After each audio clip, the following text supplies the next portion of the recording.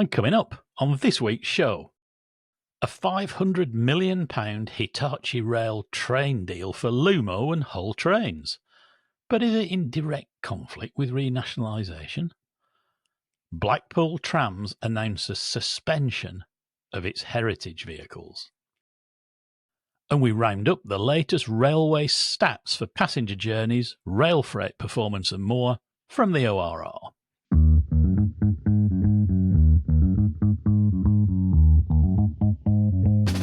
And welcome to this week's Green Signals as Christmas hoves into view. From me, Nigel Harris in Lincolnshire, and from me, Richard Bowker in Wiltshire. Jolly good. So we start this episode with a very curious train of events that took place when the Prime Minister, Sir Keir Starmer, made an impromptu visit to Hitachi's factory at Newton Aycliffe in the northeast. The purpose of the visit was to celebrate the announcement of a deal between Hitachi, Angel Trains and First Group for 14 new Class 800 series trains to support both the Carmarthen to London Paddington open access rights, which First Group had just acquired from Grand Union Trains GWML Holdings Limited, and additional sets for the current Lumo and Hull Trains services on the East Coast Main Line. Now, the Carmarthen to London Paddington service is scheduled to begin in December 2027 and will run for at least a decade. There'll be 5 daily services stopping at stations like Bristol Parkway, Newport and Cardiff Central. The route will be operated under First Group's Lumo brand, and they expect the route to generate annual revenues of around £50 million, serious money, within 2 years of launch, with a low double-digit operating margin. First Group has also submitted an application to the ORR to expand its services to Paignton in Devon. In addition, the agreement provides First Group the option to invest another £500 million, billion in total then, with options on a further 13 5-car trains should their recently submitted open access applications be successful. These would include a new Lumo service between London and Rochdale via Newton Le Willows, Eccles and Manchester Victoria. One for us, Richard. Extension of the Lumo service between Glasgow and Edinburgh. Expansion of the new London to Carmarthen Lumo service to introduce a new Lumo between London and Paignton. And a new Hull Trains service between London and Sheffield via Retford and Worksop. It seems like an awful lot of new open access in an age of renationalisation, Richard, but it's... I mean, part of me just wanted to say it's wonderful news, but there's plenty of detail. Where's the devil? Yeah, there is a lot of detail. You remember those sort of old sort of things where you could, depending on which way you looked in it, the same thing, you saw a totally different picture. Well, It's a little bit like one of those. Oh, that's a good analogy. Because for Hitachi and the employees at Newton Aycliffe, along with everybody involved in the supply chain, whether that's locally or regionally or nationally, it is absolutely wonderful news, and no one should take anything away from that. You know, and if you remember when Green Signalers will remember, we went to the Hitachi factory back in May, I think it was, wasn't it? And we were so impressed by what's been delivered there, but also by all the people that we met, you know, their approach and their commitment. So for what Jim Bruin, great. Yeah, it is. So for Jim Bruin, who's the director there, and all his team and all the men and women who work there, hurrah! It is hurrah, absolutely. But it does raise a number of interesting questions of politics and policy, and they're kind of separate things. If you deal with politics first, so on the day of the announcement of this deal, the Chancellor, for one, seemed to think that the deal had only happened because of the government's involvement post the elections. She actually tweeted on the day of the announcement and said, Labour is protecting jobs, supporting industrial heartlands and boosting rail services. There's nothing particularly wrong with that. But then she said, we made a promise to the workforce of the Newton Aycliffe factory, and today we have delivered on that promise. Oh, really? Well, this is open access and it's private sector writ large. So I suppose the first reaction that just felt like blatant opportunism, really. If I was to do the tabloid journalism thing, Richard, and I know you won't like the language here, but that's simplify and exaggerate. That was breathtaking, wasn't it? You know, if you could boil that right down into its starkest terms, are they liars or idiots? They either know what's going on and being blatantly untruthful, or they don't know, in which case they're idiots. As you say, it's open access. Private builder, private Roscoe, private operator, no Yeah. role for the DFT at all. So how has she delivered on that promise? Does she know and he's not being truthful, or does she not know? I don't know which is worse. Well, I suspect that, as often is the case, there's a little bit of sort of nuancing or sort of shading I around knew it. you wouldn't like the language. Well, no, it's not that I don't like it, but I suspect that actually, in the corridors of power, there were conversations that went along the lines of the DFT saying, "Look, yeah, okay, no, we'd be happy to support that," or something like that. I don't know, right?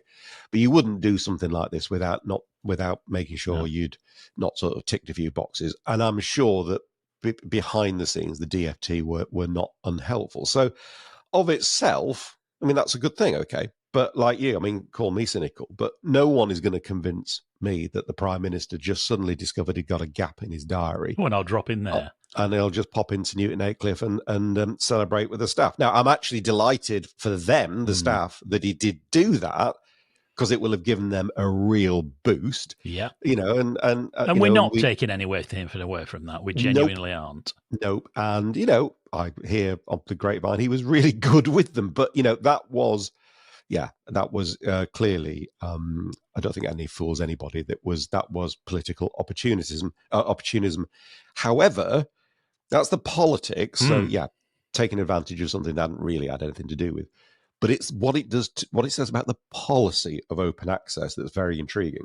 Doesn't it just? Because this is a government that earlier in the same week, you and I talked about it, saw the new Secretary of State, Heidi Alexander, talking about a broken railway for 30 years, hinting at the evils of the private sector being focused on their shareholders rather than passengers, and making it clear that renationalisation of operators was the only thing that was going to fix it. Have they changed their mind? Does it mean the government now recognises the benefits that open access can bring? Because I know you're not exactly a fan a lot of the time. And that the private sector can bring the delivery of passenger rail services in the future. It just looks a real mess to me. And it also, I sense and detect several hostages to fortune for the government. I think that's a good phrase. So I imagine there's a little bit of silo thinking gone on here, and, you know, left arm, right arm, nobody being quite so sure. Because, you know, there is still this myth about open access. I think it's a myth, right? Which is that it's completely free of public sector support. It's all the risks and rewards are taken by the private sector. That is not the case.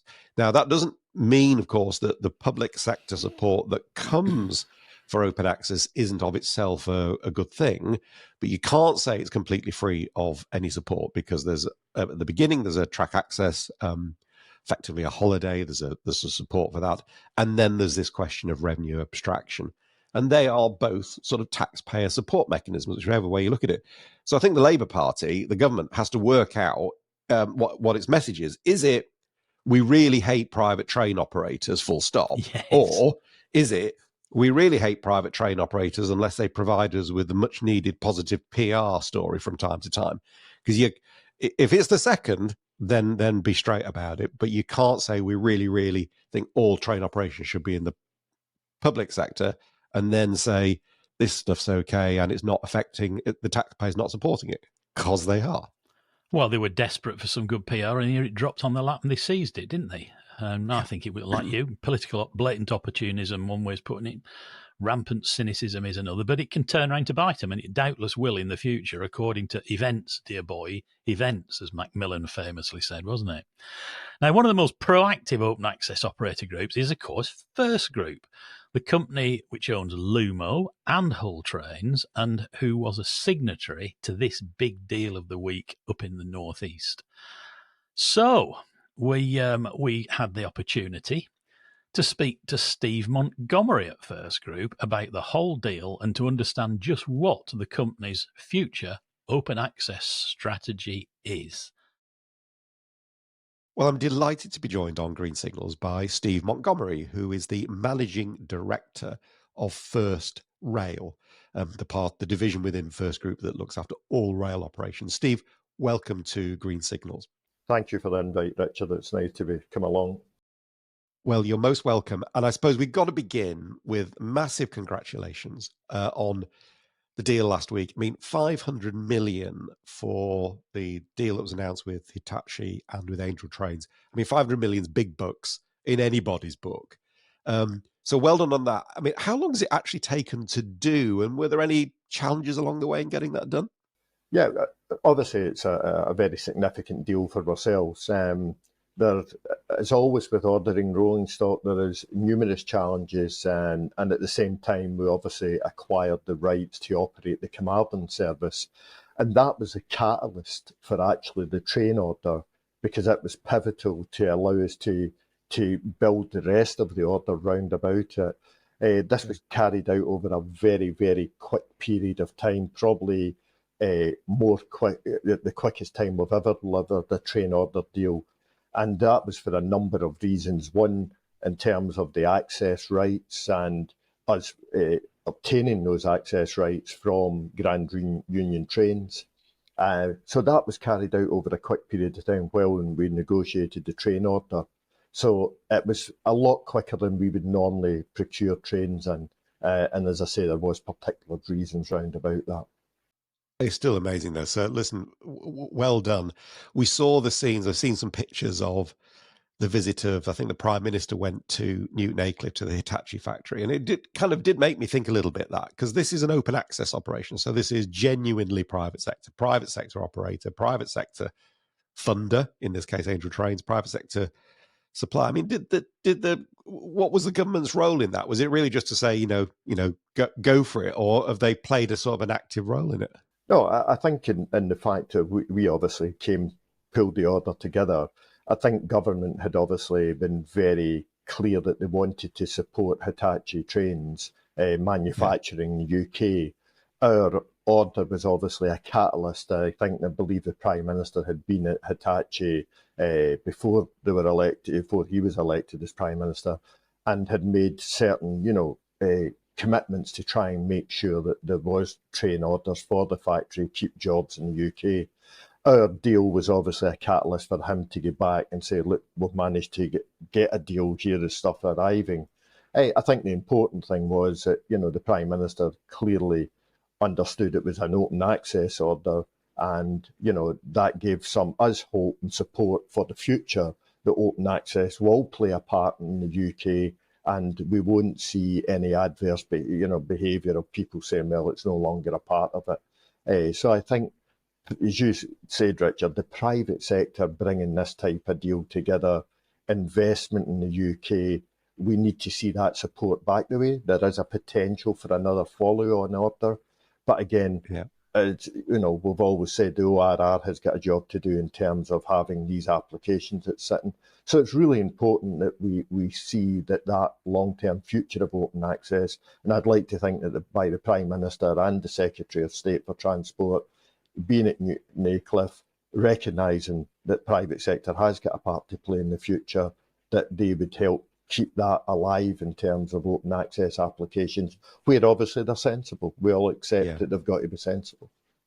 It's an interesting point, that, isn't it? Because I was going to ask you about that, because it's the same week that the Secretary of State had been talking about the passing, the royal assent for the public ownership bill, and we're going to bring the train operating companies back into public ownership because we've had a broken railway for 30 years and so on and so forth. It was a very political stuff.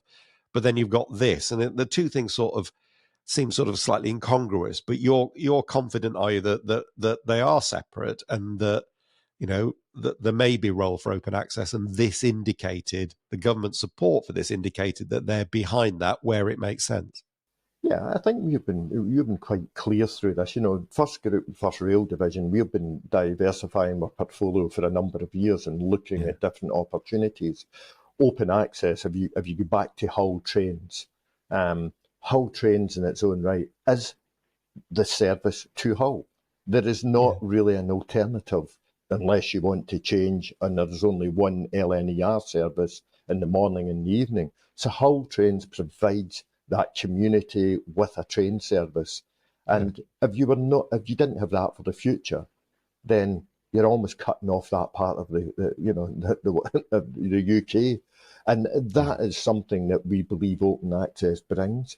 You look at Lumo, and everybody says, oh, an open access operator on top of, LNER, who have been there for obviously a long time through various guises.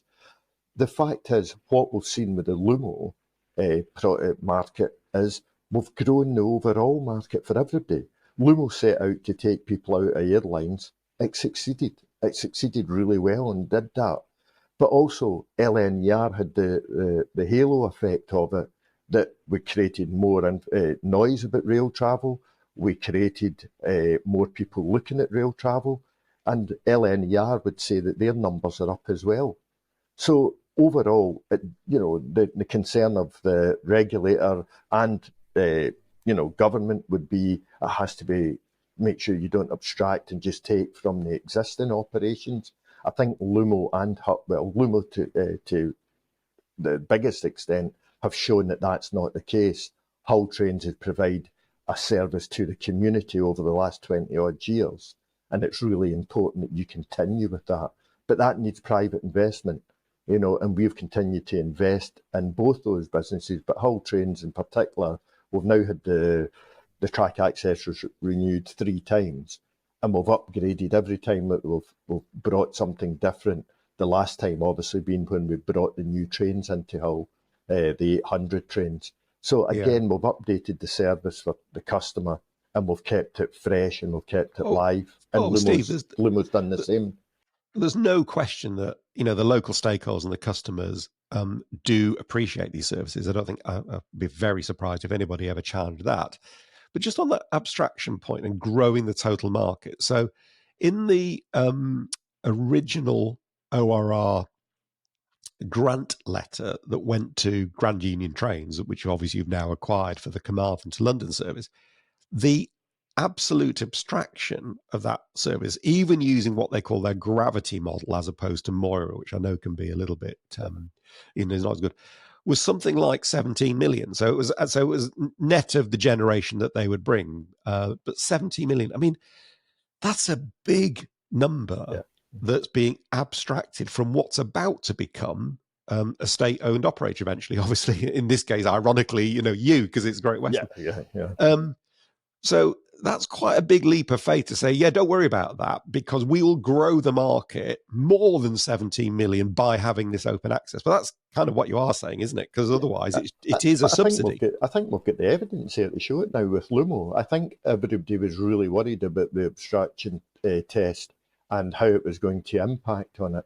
But whether we could argue it's been flawed over the years, I don't think that would be fair to say it was flawed. But what we have been able to do is demonstrate now where there's been true competition on a line of route, that we have seen people come, and because there's different types of people want to travel, different price points, different service points. Lumo is not about first-class service. LNER deliver a great first-class service, and we are not trying to compete with that. So there's different price points of where you can enter into the market, and we are serving those different areas with a good quality service. That's the same journey times. It's not, the service offering, is very similar in terms of good quality staff on the trains. So I think it's about how we just try and tap into different markets. And obviously the other big thing that we don't talk about is the local economic benefits that you get from these operations. We've carried out a number of economic impact studies, particularly with Hull, and they say, that universities would not be the same without Hull Trains, because people found a way of travelling to Hull, having, sensible rail prices that they could get up and down, and people now go to Hull University and they say that they've seen the whole community grow through that. And look, Steve, I don't think anybody would say that the communities haven't benefited in isolation. The question really is the taxpayer supporting it in a different kind of way? But no, look, I take your point about your view is it has grown the total greater than the modelled abstraction. But there was an interesting point in Labour's policy document from April 24, before they came to power, where it said, they broadly welcomed open access and said, look, where there's capacity and where it adds value, we're supportive. But they did say the ORR will also continue to make approval decisions on open access applications on the basis of an updated framework and guidance issued by the Secretary of State. Now, at the moment, under the Section 4 duties, the ORR has to listen to what the Secretary of State has to say around the funds available, but ultimately the decision is for them. It's for the ORR to make the decision.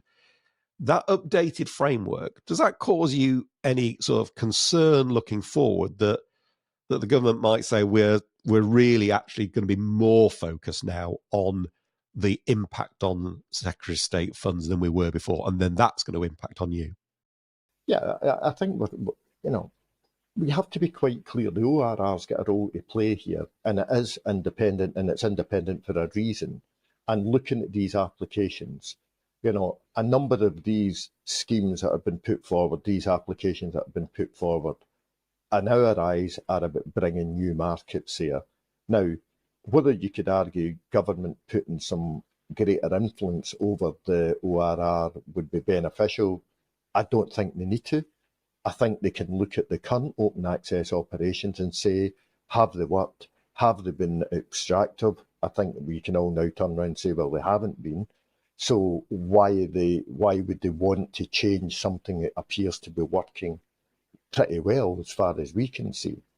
Now, again, we have got no concern about doing a proper study on abstraction and making sure that it is new business that we're going to bring to the railway. You meet the criteria 1 and 3 and all these different things. But there is now new evidence from Lumo which has made people look at things differently. There is no doubt about that. And I think the ORR would say that as well, that, the abstraction test of old is something that they would maybe look at in a different light now by what they've seen from different operators that are now doing open access. Well, that's really interesting. You've just given me a wonderful topic to go into on a future show, actually, because that is a very interesting point. Final question. I mean, are you getting to the point now? You've been very proactive about developing a diversified portfolio and making open access part of the future. So this may be a cheeky question, but could we get to the point where your open access portfolio in terms of earnings contributions actually better, at least as good or better than the franchised operations were in the past? Hey, I think it's something we continue to grow. They've got different scales on them. Lumo's been extremely successful. Would all of them be like that?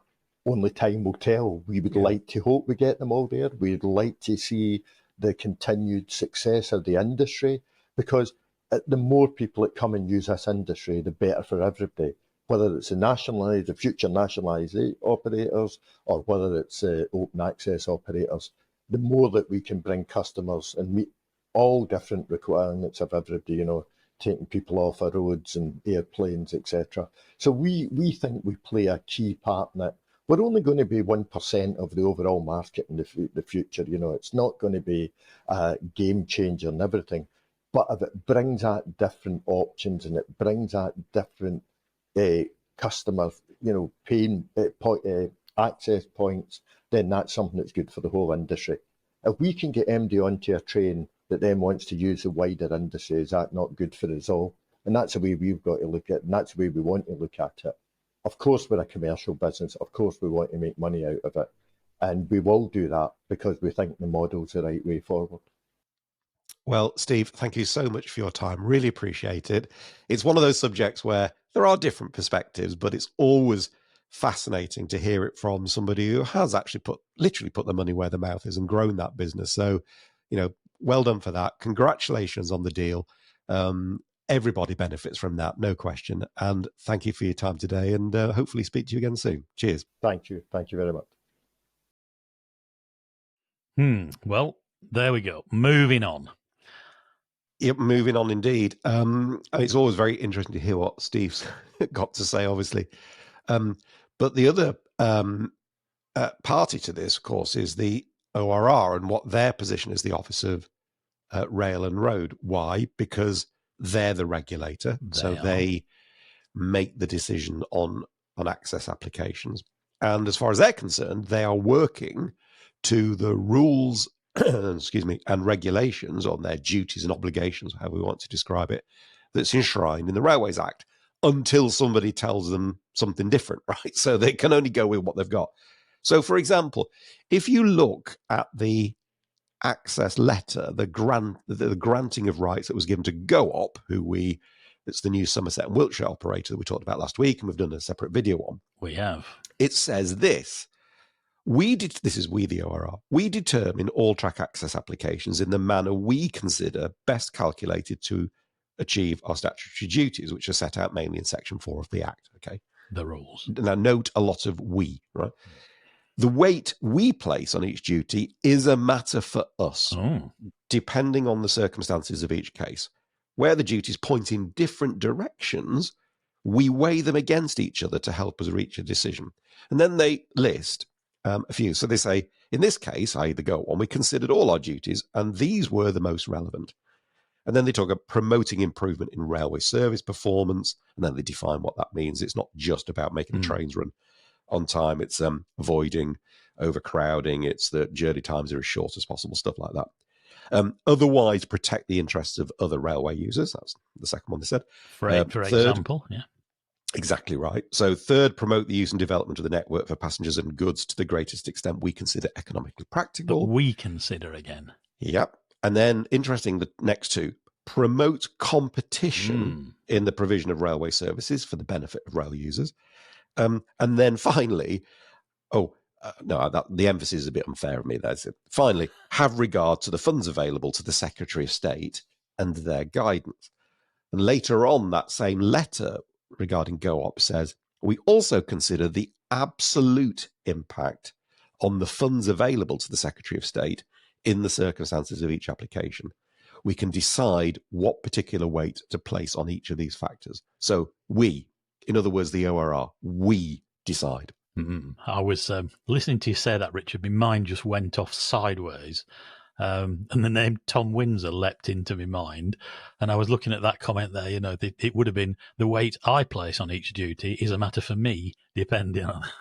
Of course, he was a single man making all these decisions. It was at that time. He was the rail regulator, and now it's an organisation. But I remember when the board came in, he delighted in telling everybody it now took 9 people to do what he did on his own. I do remember that. That was entertaining. Love him. So we asked ORR if it would come on the show, and in fairness, they said although they couldn't do it at short notice, they did say that if we sent them some questions, they would come back ASAP, and to their credit, they did.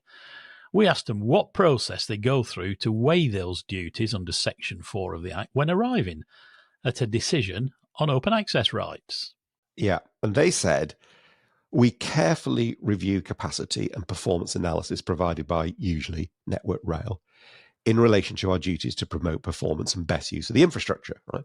And they said, we examine the passenger benefits proposed by the applicant and scrutinise their plans to ensure they're capable of making use of the access rights in a timely way. So that's all pretty logical stuff. And bearing in mind, there are 2 ways of doing this. Sometimes you can go holding Network Rail's hand. In other words, you've both agreed this is okay, and you go to the regulator together. Yes. Sometimes Network Rail will object, and you have to go to the regulator on your own and convince the regulator that Network Rail are being unreasonable. There's 2 routes, right?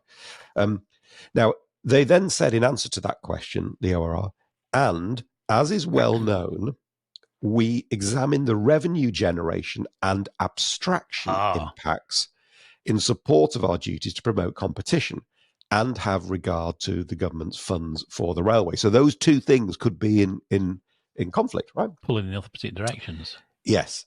We consult to ensure we get views from passengers and guidance from ministers and, where relevant, local and devolved authorities. All of this involves gathering information from the applicants, Network Rail and other stakeholders, and this is the killer point. We summarise our findings in a report to our board, who decide on the basis of the evidence whether or not approval of the application represents the best public interest outcome by reference to our Section 4 duties. So it could be different to what the Secretary of State would ideally want. The ORR decide. Matter for us, as they said. But the question of abstraction's always emotive, isn't it, Richard? So we asked if the Secretary of State were to say, we simply do not have the money to cope with the abstraction and we will have to cut services on the state-owned operator to compensate, might that mean ORR placing the greatest weight on funds available? This was a great answer from them. So this is something they said yesterday, right, in answer to this question. They said, yes, it might. For example, that's the ORR's decision to reject an earlier 2021 application from Grand Union Trains was made because the board considered it should place significant weight on its duty to have regard to Secretary of State funds at a time when franchise passenger revenues had been severely impacted by the coronavirus pandemic, and it was not clear how and when they would recover. So that's interesting and quite revealing. So at a moment in time, and that occasion, they did choose to place much greater weight on the Secretary of State's funds. Well, it shows they're not doing it by numbers, doesn't it? That there is genuine on merits or whatever at the time. Yeah. So we asked if there'd been any discussion with ORR about what might be coming in the new Railways Act in terms of open access and any changes in ORR duties.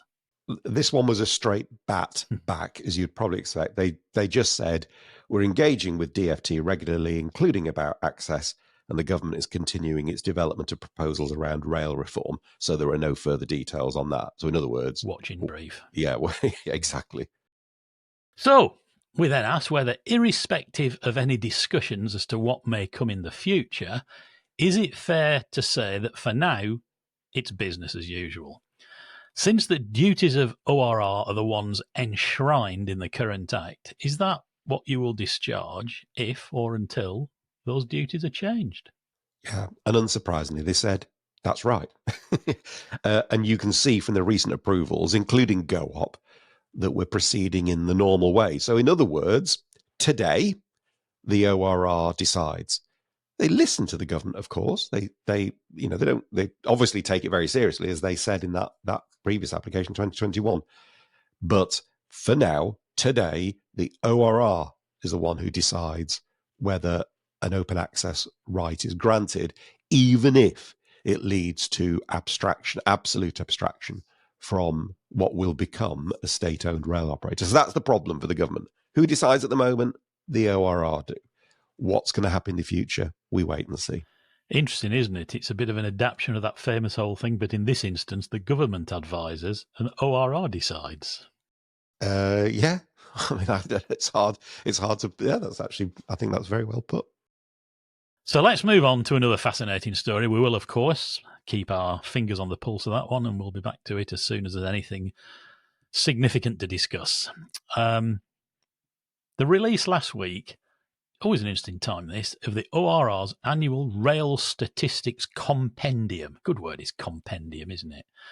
For the year April 2023 to March 2024. Richard, you're a numbers man and you love a good old load of stats. So did you fill your boots? I did. I love this document. It's exactly as you say. You know, when I was a kid, I had one of those compendium of games. I was two minds. Is that what you were thinking? When I was mentioned, I thought he's maybe not quite old enough to remember that, but yes. Oh, thank you. Oh, that's very kind. Thank you. Well, sadly, I am old enough to remember that. And it's one of those. And on the other side was Ludo. Yes, or drafts as well. So it's a fascinating document because it's got loads of stuff in, and actually, to an extent, it's actually a summary of the detail is in lots and lots of other places, right? So it is like an executive summary, but it's really good. And you can have a lot of fun with it. It tells you a great deal about how the railway is going. Now, bearing in mind, it is, as you just said, to the year ended March 24. So it's a little bit, I suppose, out of date in one respect, but it's still very valid for looking at trends. It's a snapshot, isn't it? It's a snapshot, and it shows you trends as well. So here's a good one. So passenger journeys, 1.61 billion in the year ended March 24, which is great, but it is still below the peak of 2019-20, which was obviously immediately before the pandemic, which was 1.74 billion. And that's 130 million. That's a lot. And that had been growing at roughly 6% a year, hadn't it, for many, many years. In fact, it barely blipped during the financial crash of 2008 and 9. There was a bit, wasn't there? But you're right. I mean, it was a steady rise. I mean, I do remember being at the SRA in sort of 2001 and just like, oh my goodness, we've gone through $1 billion, Yeah, and the legacy, of course, is trains that the seats are crammed in. And yeah. But so that's quite good. And people will say, oh, look, the ridership's coming back. Of course, funding remains an issue. And part of the reason for that, as it shows you in this, the mix is different, right, to what it was. So, for instance, the government's funding had risen for the franchise operations, just that bit, to over 4 billion in the year ending March 24. What is really interesting, and this is where you can have fun with the stats, if you look at where the hotspots are, so in terms of funding support for train operations, okay, so this isn't Network Rail, this isn't HS2, this isn't paying back debt, this is just the support for franchise train operations. It lists the most expensive and the cheapest. So in first place, Transport for Wales, 32 pence per passenger kilometre. Okay, Merseyrail is down. That is a lot, isn't it? Well, it's the relativity that's interesting. So Merseyrail, 30.2 pence. Northern, 23.6. Now that's I would have thought surprised me. Was at the top of the list. Normally, do you know? I agree. Instinctive thinking. Oh, it'll be Northern, but it's not. It's quite a long way down. Great Western Railways, GWR, 5.8 pence. LNER, 0.7. You might go, ooh, hang on a minute. Why is one intercity franchise doing a lot better than another intercity franchise? And the honest answer to that, I suspect, is that actually GWR is quite a mix. There's an awful lot of regional services in there as well, whereas LNER tends to just be intercity sort of thing. Exactly right. Everybody regards Great Western as a main line because of historically, but the thing is, it's an interurban operator now, isn't it? It's hugely complex, yeah. West Coast, minus 0.1. In other words, it basically gives money back, which kind of supports our previous conversations about it being so important. And the UK as a whole, 6.9. So 6.9 pence per passenger kilometre, because as we know, Nigel, there are only two sources of money for the railway. It comes for the passenger railway, it comes from fares or subsidy. So that's interesting. There's some expensive old operations out there, yeah. Isn't there just? And of course, freight has issues, doesn't it? We love freight. From a peak of 22.7 billion ton kilometres of freight lifted in 2013 to 14, it's down to 15.8. Although, in all fairness, a lot of that is the coal that's gone. Yeah, absolutely right. And I think in a future show, we should actually delve into this a bit more detail, because you can't just go and think, oh, it's coal, because I think it's a bit more than that. There's intermodal. The containers have had some impacts as well, and freight. We all believe in cyclical stuff, but I think freight has got some challenges, and we need to think about how we're actually going to address those. So in you're that freight program, right. Richard, we ought to look at. Did you see the news recently that is it Maersk, one of those big operators, is pulling out of Felixstowe, and going to London Gateway? And I do wonder, because dear old John Smith has been dancing around and with steam blowing out of his ears for donkey's years, complaining about the just the single track exit and the rail access to Felixstowe. I remember at a rail breakfast club literally banging the table once, said, all I'm asking for is 2 effing tracks. Is that too much? Yeah. I think the challenge with with what companies like Maersk do is it's real big picture stuff. It's real global stuff, and it's not. It may be that the railway line to Felixstowe is part of it, but I'd be absolutely gobsmacked if Maersk had made a decision about moving from A to B on the back of a single track to Felixstowe. But you're right. That's it doesn't help, does it? We need to look at it. Doesn't help. What did catch my eye was passenger complaints. 348,929 closed in the year. Yeah, just one for every 4,500 passenger journeys. And I wondered about, are people so inured and expecting it's going to be crap that they just don't complain now? But the situation is actually not as good as that might imply. Well, it's possible, but one out of every 4,500 is again a smaller number than people might think. A That was smaller the point, percentage. Yeah. I suppose the big set of stats are all about performance. Absolutely. Generally about performance. So in that 12 months, 67.6% of trains were on time, which is early or less than 1 minute late. Very poor. Yeah. Although the one that I think is really bad is cancellations. So Yeah. cancellations, because when the train just does not turn up, 3.8%. Now that doesn't include P-coded trains, So right? a lot more. Yeah. For some operators, that is quite a big difference. And just for those who aren't aware, that means if a train operator cancels a train before 10 p.m. the night before, as a result of not having the resources, maybe it's a conductor or a driver's issue in Northern, or it's a Network Rail caused issue somewhere else, I don't know, then they don't appear in the cancellations the next day. So there's almost kind of like two numbers. There's an adjusted number and then there's a P-coded number. But 3.8% doesn't include, that's after they've taken out the P-coded ones. I also had a look at Q1 of this year, which you can do. And it's 3.5% in Q1. And that Q1 is 1.836 million trains. You see, that's just disgraceful. So, that's the total number of trains you're running, right? Mm-hmm. So 3.5% is 64,000 trains. That was my point. The percentage of that is big. Yeah, it is big. And the other interesting stat in this compendium is that 44% of that in Q1 was down to Network Rail causes. So this is not just operator. This is an integrated issue, and that's why bringing together track and train has got some significant benefits, because it's not just the train operators; it is a system issue. And one bit of good news, of course, no workforce fatalities in the year ending March 2024. Yeah. And just put a bit of context on that on a relatively short period of time. I say relatively.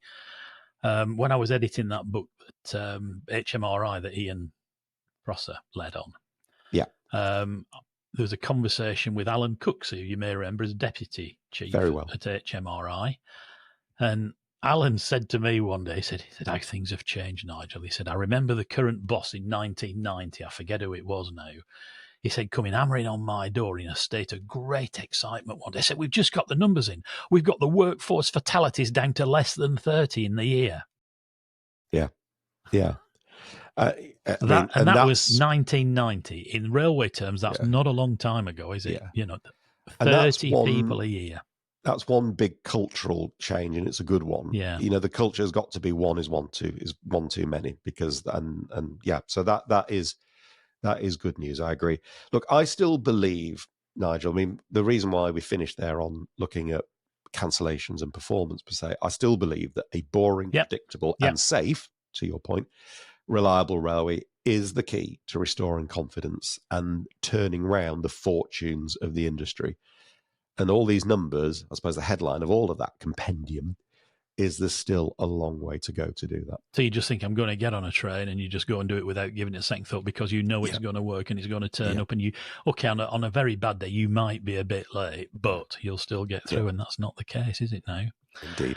Right, now on to a really disappointing story, especially for me, because I used to live near Blackpool. I used to live on the Fylde. For tram history in this country, Blackpool Transport Services has decided to suspend its heritage tram tours in Blackpool. The trams usually operate alongside the modern fleet, but it's become increasingly challenging to keep it up because of issues with depot space, tram movements, general safety, whatever that means, and maintenance conflicts. That's bad news, because Blackpool was a standard bearer, and it had those brush cars, the single cars, and the big balloons, the double-deckers, and mixed in with the new vehicles. It kept the torch alight when the rest of the country had fallen out with trams, didn't it? It absolutely did. It was the only tramway in the country. Yeah. I mean, I read the official statement on this, Nigel. I have to say it is... it's pretty difficult reading. It feels like it's been written a bit by... I don't know. It's almost like a management consultant, really. It's slightly tortured language. Let's put it that way. We'll put a link to it on the website, and then you can all come to your own view. It talks about introducing safety measures such as the obstacle detection assistance system, and also the collision and overspeed monitoring and prevention assistance system, following an extension of the network out to Blackpool North Station. And they claim it's partly this sort of technology that's adding to the complexity of continuing to run their heritage trams. But when you read the statement, it kind of sort of feels, I have to say, it felt a bit gloomy for the future to me. Well, and of course, you've got to understand about Blackpool. If you've ever been, the promenade section is a long section of completely open track. So an obstacle detection assistance system just ain't really going to work. You've got people dashing backwards and forth in front of the track, long sections of it unfenced, people who are, shall we say, challenged by the drink, and excited kids and old people and less mobile people. And of course, although this doesn't apply to quite the same degree now, when I lived up there wasn't trams anywhere else, so people weren't even on the radar pinging that there might even be a danger. But we ought to look at Blackpool in a bit more detail. It is a bit of a concern, this story. I read that statement and I feel quite negative about the future. Now, there's been, the local MPs weighed in. I think claims to have got some assurances out of Blackpool Transport that they plan to run them next year. I don't know. It'll be interesting to see what people think. This story's got more to run. Also, there's a fact that the local authority hasn't exactly invested heavily in the tramway, and it could well be that people in the trams are waving a red flag to try and get a bit of movement and get a bit of action and get some money flushed out of the system, which I wouldn't blame them for that. But they've got big problems. I mean, the traditional 1930s depot at Rigby Road, I understand the roof's falling in. Right. And there's that's not going to help, is it? They've got a lot of problems. Wish them well. Shall we go and have a look? Maybe we ought to have a jolly to Blackpool because it's famous for fresh air and fun, Absolutely. Very good. Stick with his horse's head handle for those in the know. And now it's time to thank everyone who's left us a super thanks on YouTube this week. And you lovely people are Alistair Rutledge, Alan Kirkman, Chris Exley, Paul Roberts, Stephen Hutton, Marion Bloom, Graham Webster, Alistair Norman, and Nigel Mapston. And as ever, the three of us really do appreciate so many of you leaving us these super thanks. It really, really helps. So thanks ever so much. We're very grateful. Absolutely. And thanks also to our new gold and silver members, who are David Morris, John Jones, Andy Bailey, Alistair Craig, Mac User 20606, Gareth Mitchell, and Edmund Goldsborough. And you can see all our members, gold, silver, and bronze. We're grateful to everybody in the end credits of the show. Just to remind everybody, if you are a gold and silver member and you haven't already done so, please drop us an email to info@greensignals.org with your postal address. That's so we can send you stuff. I've just sent out 60 members mugs to all those who joined up over the last few months. So those are wending their way to you, Royal Mail permitting. But we can't do that unless we've got a postal address. So please do let us know. And then when the time comes, you'll get your mug. I seem to recall that we talked about Super Stef putting a picture of those 60 mugs on your kitchen table on the website. No, we put it up on social. All right, okay. For members, and they got to see that. So yeah, the table was sort of bowing down at one end. It was the look on the face of the Royal Mail chap in the post office when I took the. Do you have to take them all in bags of them in there, or they don't pick them up then? No, I'd pre-labeled them, but they still had to go beep, beep, all that kind of stuff. So it was good. That was very effective. Was that good? You like that? I do. Anyway, moving on. I'm a fan of silly noises. But there you go. Yeah, indeed. And now it's time for this week's Railway News Roundup fanfare. Bit of an HS2 construction update, first of all. 2 159-metre viaducts spanning the River Cole in North Warwickshire are starting to take shape. The viaducts form a major part of HS2's Delta Junction, which is a triangular section of track made up from embankments, cuttings and 13 viaducts that span motorways, local roads, existing rail lines, rivers and floodplains. 8 pre-manufactured U-shaped welded steel box girder sections were lifted into place, each weighing between 76 and 273 tons. I do like these stats. They were placed onto 6 concrete piers and 4 abutments to form the 2 parallel viaducts over the River Cole. And the sections were transported to the lifting position on site using giant self-propelled modular transporters, for which the acronym, of course, is SPMTs, and then lifted into place by a crawler crane. It all sounds very Thunderbirds, doesn't it? Yeah, that was exactly what was going through I my have the mind music as well. going on in that. Yeah. No, anyway, I'll move swiftly on. Bit of an update on Euston's 5-point plan. You remember that thing that took the Secretary of State to get Network Rail and the train operators to do? Well, the Network Rail has now begun testing using the controversial, huge display that was being used for advertising on the concourse to display live travel information. How radical. Yeah, I mean, whatever your views on Euston, I don't know many people. I can't think of many people at all who agree that it should have been used as an advertising board. Ridiculous. anyway, I nearly got all my double negatives wrong then. Anyway, the screen was switched off in October after it was decided that its use for advertising should be reviewed. Network Rail engineers were due to test its use this week, and there's a plan to fully activate it for passenger information next week, i.e. the week commencing December the 16th. Well, that's good. And I've seen some pictures, and yeah, I think that's what it's there to do, so good. Right, this next story is shocking, though sadly, after many years of similar stories, I have to say it's not surprising. Amazing how stupid people can be. Network Rail has had to issue a safety warning because CCTV footage shows people deliberately misusing a level crossing in Rye in East Sussex. It is quite literally unbelievable how ignorant these people are of the dangers they put themselves in. It's a foot crossing, excuse me, with those signs that tell you to stop, look and listen on a stretch of 60 miles an hour line. The footage shows, for example, 2 cyclists entering the level crossing so that one of them can take a picture of the other. There are people walking along the tracks with young children and teenagers playing on the crossing.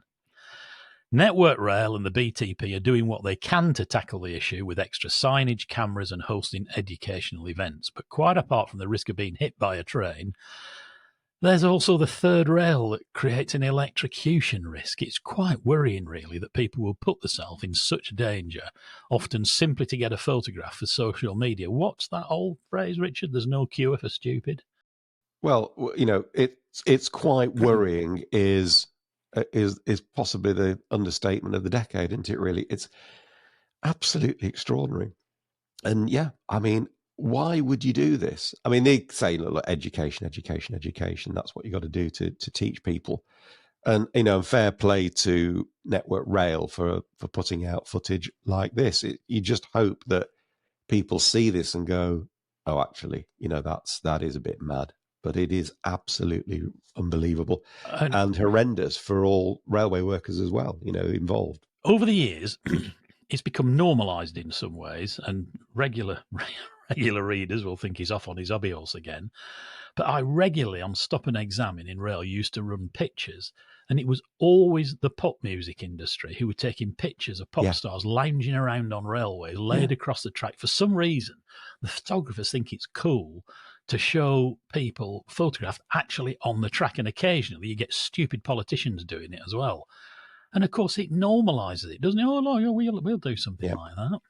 No, it's never clever. It's just stupid. It's dangerous.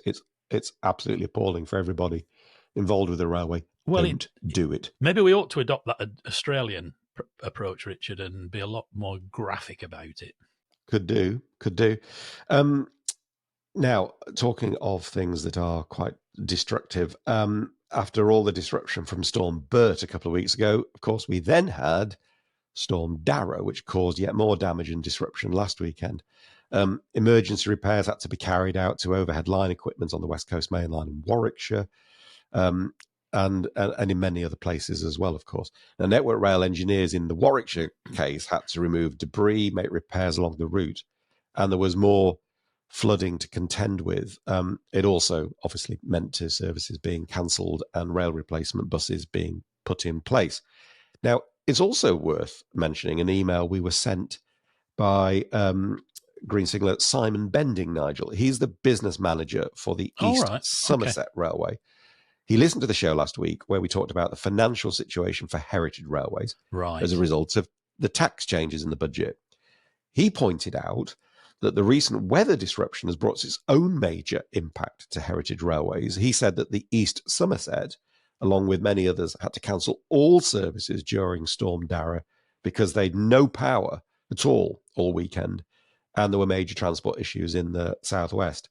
Now, of course, most heritage railways rely on running special trains in December to sustain them through their closed season. It's a week, things like, I guess, like Santa specials and stuff like that. So a weekend of disruption like this, close to Christmas, provides another big dent in their income. So, right to point. Thanks for pointing that out, Simon. Well, over the weekend, I spotted a couple of railways being reported on the national media as just cancelling all. I think the Tanfield was one.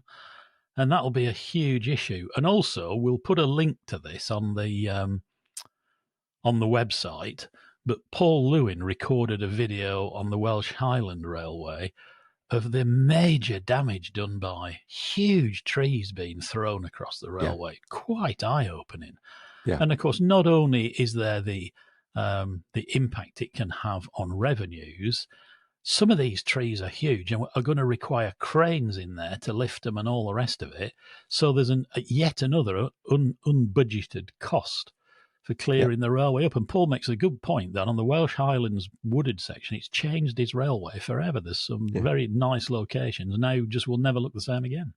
But it's a real eye-opener. It's worth looking at that video. Right. Shall we end with a bit of excellent news, Richard? That was a bit... Go on. The Northumberland line, hooray, is due to open to passengers on Sunday, December the 15th, bringing trains back into service between Ashington, home of the Chaldons, and Newcastle after just over 60 years. The new station at Seaton Delaval will also open on the 15th, with other stations on the line due to open during 2025. We'll no doubt talk more about this next week, and who knows, we may have a jolly up there, Richard, shall we, to have a look and a bit of a ride out. Very exciting news. I like reopenings, though I'm not entirely convinced that the former chairman of the SRA is always convinced. But I am convinced about this one. Good. So let's celebrate this. This is good news. And that's the news roundup for this week. If you'd like to send us anything, big news, little news, your area, anywhere, then please drop us an email or a cutting or whatever. And if we use yours and read it out, we'll give you a name check. I think it's time to do the quiz. I nearly did a fanfare there. I just stopped myself in time. I'm so pleased. Anyway, last week's question was this. And bearing in mind it was off the back of we'd been talking about the GWR's battery electric train on the Greenford branch. So the question was, and it was a listener question, name another railway line in the UK that has trains which are exclusively battery operated for passenger services. Okay.